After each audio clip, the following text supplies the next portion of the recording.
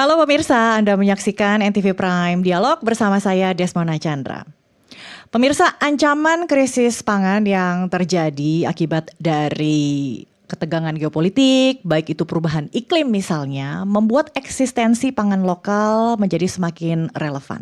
Selain varian rasanya yang beragam, artinya sedap di lidah ya. Nah, pangan lokal ini secara alamiah juga mengandung nutrisi gizi yang cukup baik. Tapi di balik itu semua ada jati diri bangsa yang melekat di makanannya, di cara mengolahnya, dan juga di cara menyantapnya. Anda menyaksikan Pangan Nusantara dalam Jejak Budaya.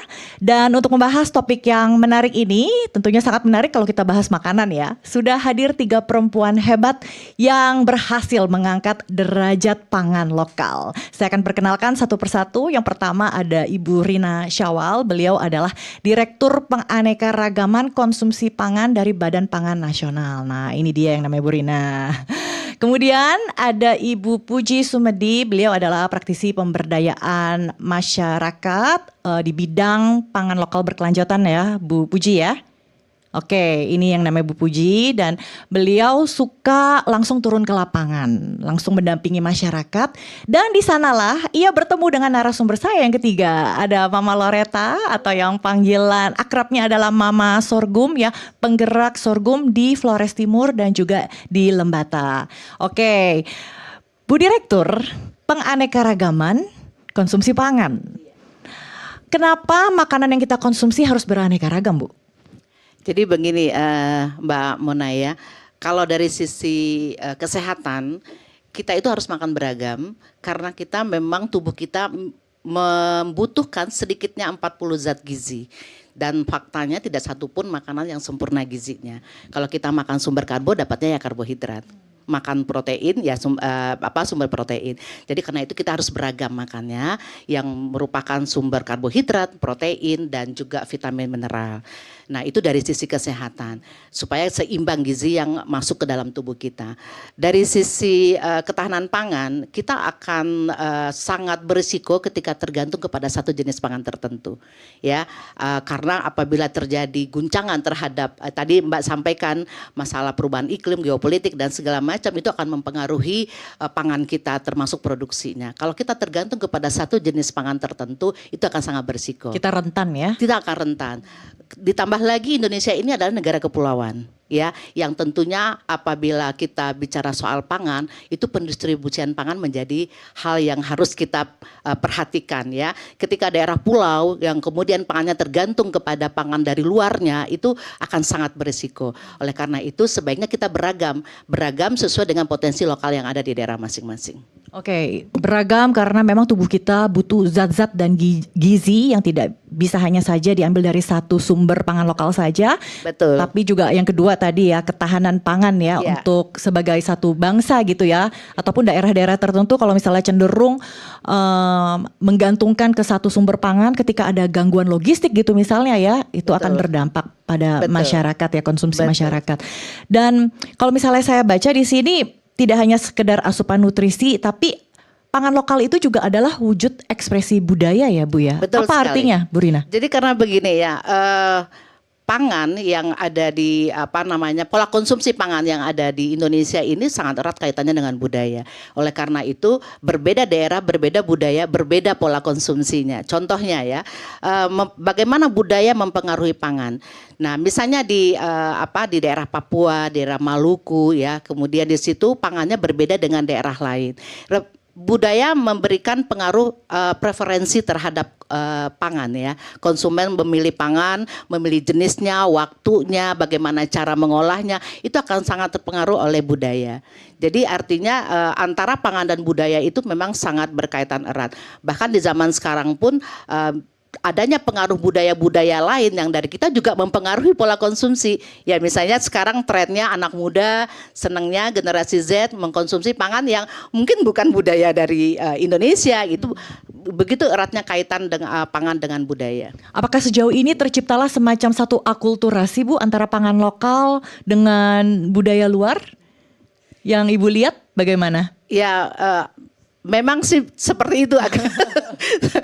faktanya memang terjadi seperti itu ya. Oleh karena itu bagaimana sekarang kita berupaya supaya pangan-pangan lokal kita yang biasanya terrefleksikan melalui kuliner-kuliner lokal kita itu bisa kita lestarikan.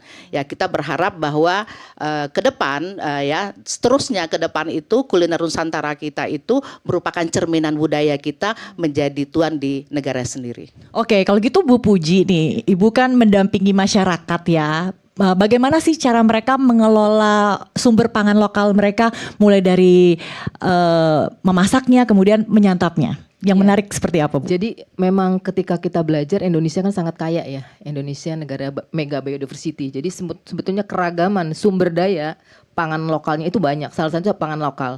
Nah, ketika bicara itu ternyata ketika kita belajar ketika bicara soal sumber pangan itu juga mereka erat dengan ritus, dengan tradisi.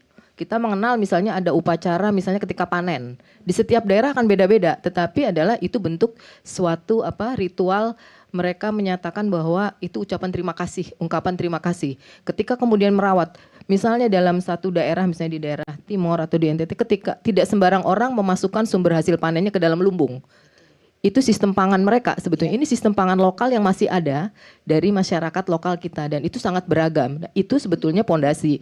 Nah, tetapi memang ketika kita lihat lama-lama ini kalau kemudian mereka tidak lagi sadar bahwa sebetulnya itu potensi dan sebetulnya kekayaan, maka itu kan akan terdegradasi lah, hilang. Nah, ketika hilang sumber pangannya, boro-boro mau bicara soal kulinernya gitu karena sudah hilang.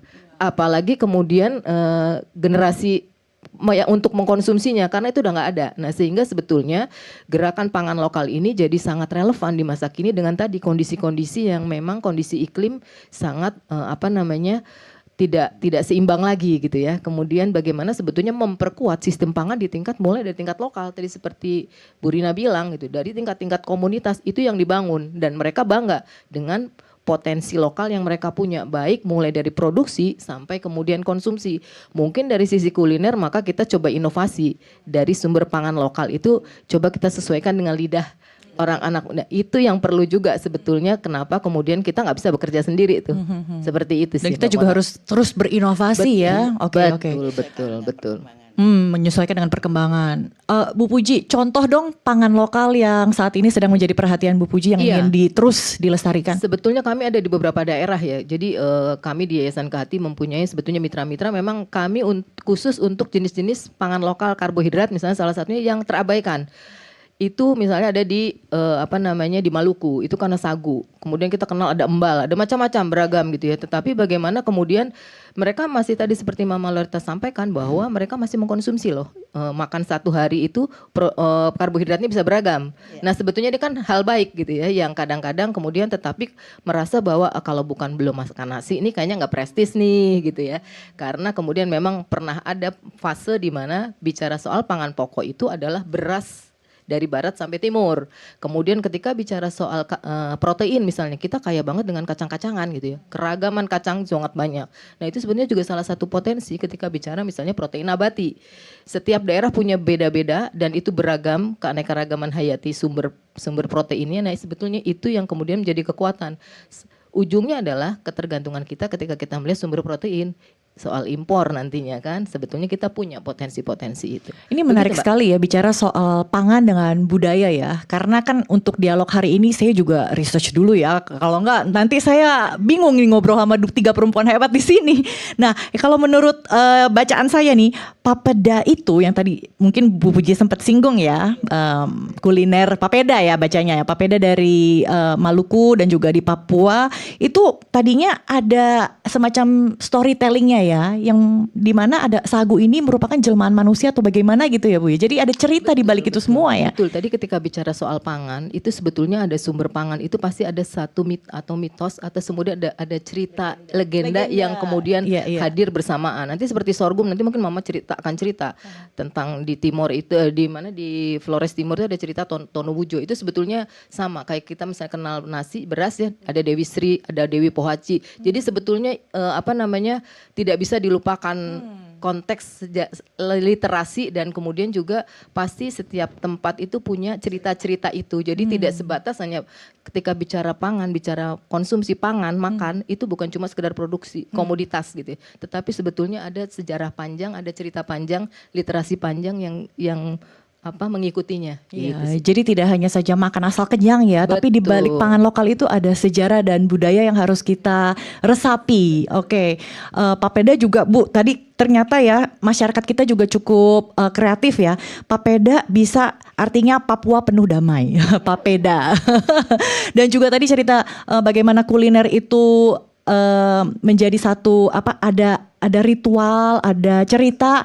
Kalau rendang gitu yang saya baca ya Bu Puji ya, rendang itu kan masaknya lama ya.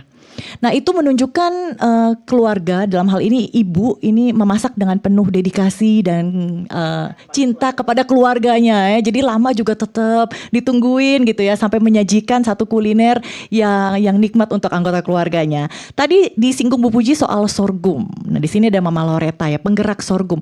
Kenapa Mama Loreta ini sangat perhatian banget sama pangan lokal yang namanya sorghum? Apa keistimewaannya dan apa manfaatnya? Iya, jadi sebenarnya ini berangkat dari misi saya. Ada sesuatu yang mendorong, yang memanggil saya untuk menyelamatkan sebenarnya plasma nutfah. Keanekaragaman hayati kita sebenarnya sangat kaya, Indonesia sangat kaya.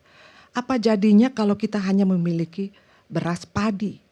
Padahal kita memiliki beragam jenis jagung, beragam jenis sorghum, jewawut, jali-jali, umbi-umbian. Dan itu sangat kaya dan itu ada di NTT.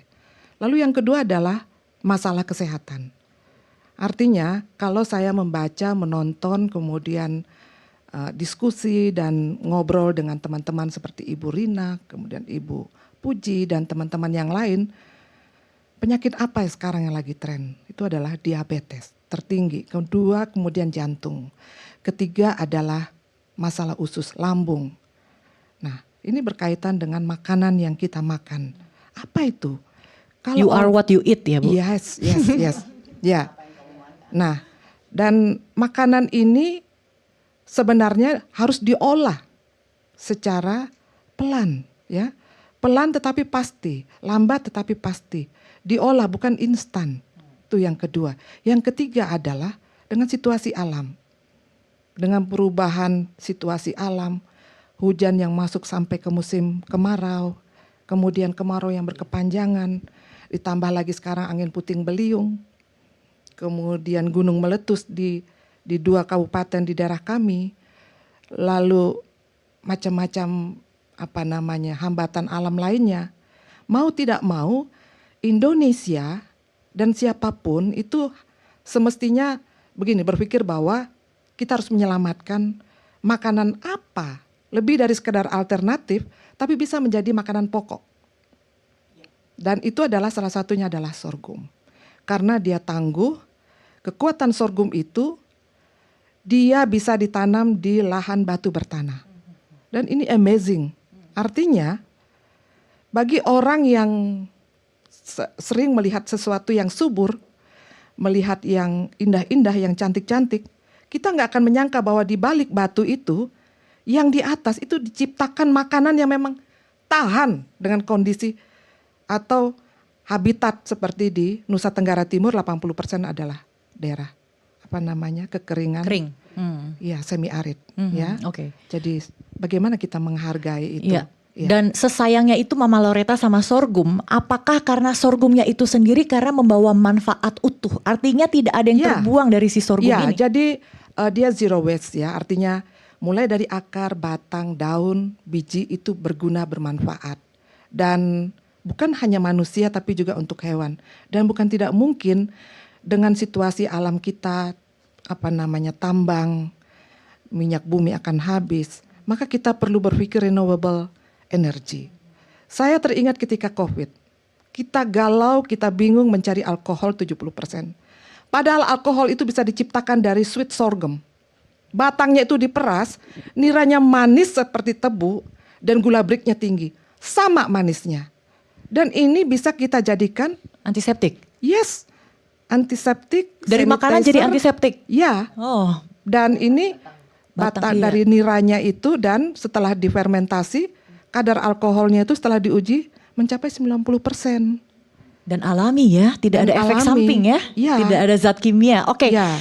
tentunya untuk mempromosikan pangan lokal butuh dukungan dan perhatian. Lalu apa saja tantangannya, itu yang akan kita bahas di segmen berikutnya. Ibu-ibu, NTV Prime akan segera kembali.